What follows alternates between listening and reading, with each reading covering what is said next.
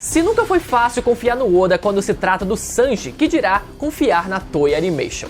Se você é alguém inteirado na fandom de One Piece, você deve ter ouvido falar da polêmica dessa última semana. Durante o último arco do anime de One Piece, Sanji vem sendo ridicularizado de todas as formas possíveis, sendo retratado como alguém mais fraco, mais gado, até ser completamente excluído de uma cena específica do último episódio, que foi o estopim para essa polêmica estourar nessa última semana. Vamos entender melhor essa história agora e no final fazer uma reflexão sobre isso, não antes de você deixar o seu like e entrar pro meu bando, se inscrever aqui embaixo com o sininho ativado. Lembrando que estamos nos aproximando da marca dos 900 mil tripulantes e eu preciso de você como parte do meu bando pra gente alcançar essa marca ainda esse ano. Bom, todo mundo sabe que o anime de One Piece muitas vezes precisa estender os acontecimentos dos episódios para que o anime não acabe alcançando o mangá. Esse foi o modus operandi da Toei por mais de 20 anos ininterruptos, até que eles finalmente decidiram se adequar ao século 21 e pela primeira vez decidiram pausar o anime de One Piece.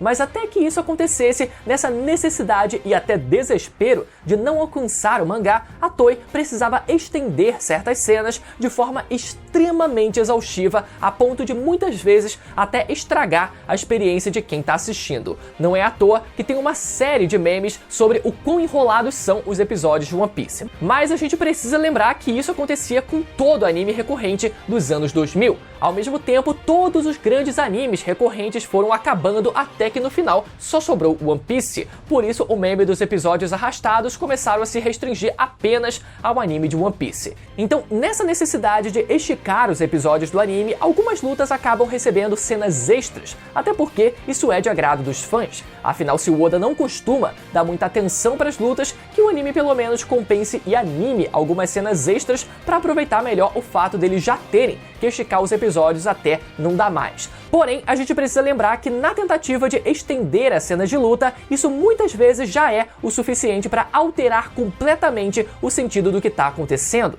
Então, para quem é viciado e doente em power scaling igual doentes como eu, isso acaba sendo um problema. Por exemplo, uma das cenas que muita gente lembrou essa semana foi a batalha entre o Sanji contra o Page One no arco de Wano. No mangá, o Sanji claramente sai na vantagem contra o Page One, dando um porradão nele em direção ao chão e dando outro porradão na barriga, que fez algumas pessoas inclusive até pensarem que o Sanji conseguiu derrotar de fato o Page One.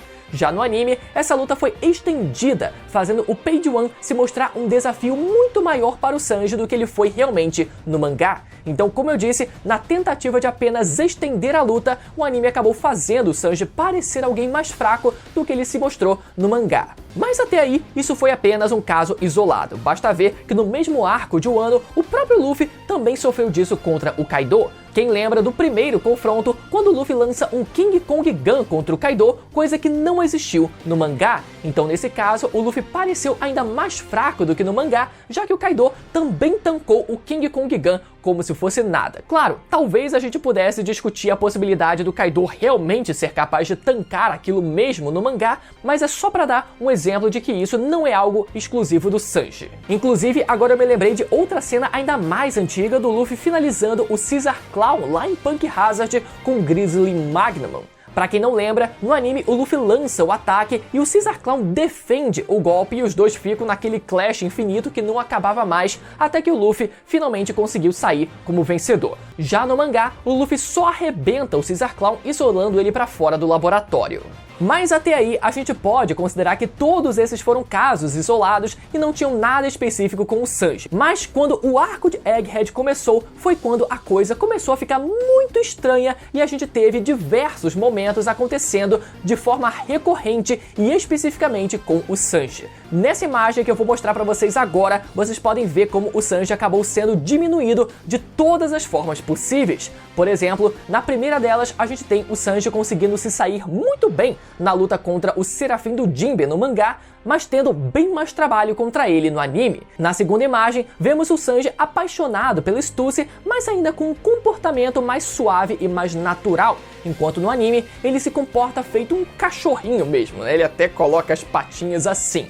Já numa outra imagem, o Sanji aparece preocupado com alguma coisa no mangá, mas ainda com uma expressão muito natural, enquanto o anime desenha o Sanji com uma expressão muito mais caricata que lembra até os Okamas, né? Numa outra cena, o Sanji aparece servindo bebida para Bonnie no mangá, sem o desenho de um coração no olho nem nada do tipo, enquanto o anime já mostra ele com um coração no olho todo apaixonado. Em outra cena, o Sanji consegue capturar o Kako com aquela arma de bolha com uma expressão bem confiante, e na outra ele aparece todo assustado e nem passa a impressão dele ter conseguido prender o Kako. Quando a gente analisa friamente, a gente até poderia dizer que parte dessas mudanças poderia muito bem acontecer no mangá, ou no caso, nessas mudanças que tiveram no anime. Essas cenas do anime poderiam muito bem acontecer no mangá, pelo menos as cenas em que o Sanji aparece mais apaixonado, mais gado ou desenhado de forma mais caricata. São mudanças que intensificam o que o Sanji sempre foi. Então alguns desses exemplos, se olhados de maneira isolada, eu não vejo problema nenhum. Agora, o que fez eu concluir que os caras realmente estão de sacanagem foi essa cena aqui do último episódio do anime. Nessa cena, podemos ver quase todo o elenco de Egghead reunido depois de prender o Vegapunk da York. Temos os chapéus de palha quase completos, com exceção da Robin, o Vegapunk, a Bonnie e até o Lute. Mas no anime, os caras simplesmente excluíram o Sanji da imagem. Reparem que eles nem sequer fizeram um trabalho de reorganizar o enquadramento dos personagens na cena. O enquadramento é exatamente o mesmo, porém com um buraco no meio da imagem que era onde o Sanji deveria estar. Tipo, por quê? Sério, pra que isso? A Toei foi tomada por alguma seita de fanboy do Zoro? Ou é, sei lá, algum tipo de movimento Red Pill pra jogar pra escanteio personagens considerados betas como o Sanji? Como eu disse no começo do vídeo, se não dá pra confiar nem no Oda quando se trata do Sanji, porque mesmo no mangá o Sanji muitas vezes é colocado de escanteio, que dirá confiar na Toei Animation depois dessa? Inclusive, teve gente até que lembrou do lendário vídeo de 4 anos atrás aqui do canal, quando o Sanji foi preso pela Black Maria lá no arco de Wano e ele implora por ajuda pra Robin. Por um lado, a gente pode argumentar que ver o Sanji confiando nos companheiros do seu bando e pedindo por ajuda demonstra um desenvolvimento de personagem, já que Holy Cake Island foi inteiramente centrado na ideia do Sanji querer se sacrificar sozinho pelo bando e não confiar que o bando junto teria chance de sair de uma situação como aquela. Então ele pedir ajuda da Robin é, por definição, algo bom, mas a cena como um todo foi... cara, vamos ser sinceros, foi completamente ridícula. O Sanji ele pareceu muito ridículo naquela cena. A Robin aparecendo depois foi muito foda, mas o Sanji pedindo ajuda tava muito caricato e muito ridículo. E na época, cara, eu zoei pra caralho. Eu falei que fã do Sanji só vive de migalha e que era melhor desistir, o que mais uma vez meio que se provou verdade, mas isso leva, toda essa discussão leva à reflexão que eu queria fazer aqui nesse vídeo. Vamos lá. A fandom de One Piece tem muita dificuldade de ouvir crítica, mas muita mesmo. E a minha tese para isso é a seguinte: One Piece é um universo gigantesco e maravilhoso. Então, quando você começa a assistir o anime e entra de cabeça naquele universo, não tem como não ficar maravilhado com tudo aquilo. É realmente coisa de outro mundo e deixa a gente completamente apaixonado. E além dessa paixão que vem quando a gente começa a assistir One Piece, tem também a questão do tempo. Quem decide maratonar One Piece vai dedicar uns bons meses aí só assistindo One Piece. Então, por causa de todo esse tempo investido, a gente fica praticamente 100% imerso naquele mundo de One Piece. É quase uma lavagem cerebral mesmo que acontece com a gente. Eu digo isso porque comigo foi exatamente assim, só que isso foi lá em 2011. Mas para muita gente, isso aconteceu na pandemia em 2020, ou pelo menos a partir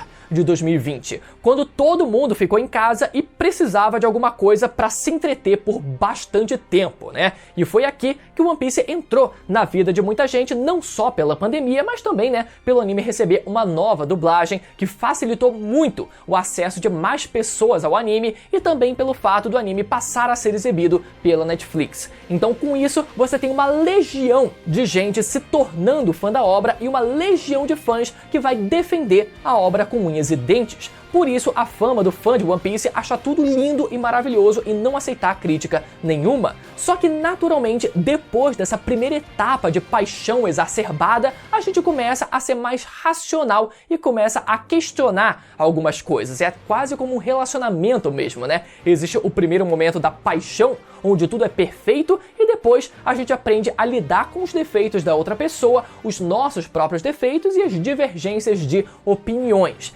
Então toda aquela legião de novos fãs que conheceram One Piece cerca de 4, 5 anos atrás e defendia, aceitava, passava pano pra tudo que era relacionado a One Piece, e mais uma vez, quando eu maratonei One Piece eu era exatamente assim.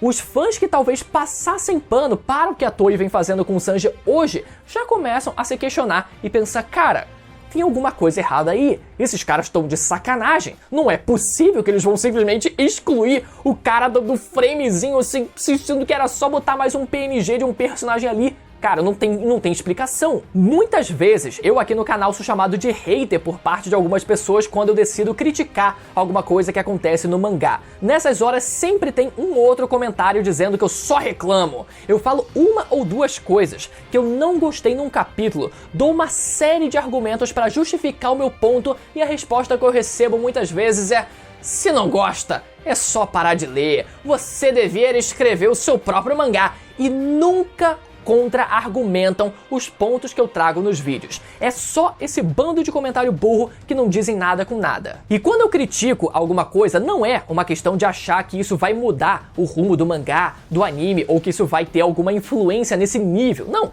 é só uma questão de fã pra fã. Se eu comento alguma coisa, o máximo que eu vou conseguir é influenciar vocês, assim como os comentários de vocês vão influenciar aquilo que eu penso. Ninguém aqui tá discutindo. Cara, se fosse pra mudar o mangá, o anime, ninguém falava nada. Eu não falava nada, vocês não falavam nada e todo mundo ficava quieto. Então que esse caso do Sanji seja e sirva como um exemplo para que as pessoas parem de querer aceitar tudo cegamente, parem de querer passar pano pra tudo e comecem a questionar certas coisas, como esse caso do Sanji merece ser questionado. Se a gente vai ter alguma resposta ou alguma mudança em relação a isso, não sabemos, mas eu acho que por enquanto a tese mais provável segue sendo a que o dublador do Sanji pegou de fato a esposa do Oda. Beleza, galera? É isso que eu tinha pra dizer no vídeo de hoje. Eu quero saber a opinião de vocês aí nos comentários agora. Lembrando novamente pra você deixar o seu like nesse vídeo, conferir a sua inscrição e lembrar de conferir também esses dois últimos vídeos pra você poder continuar navegando pelos mares de One Piece aqui com a gente, beleza? Até a próxima, tchau!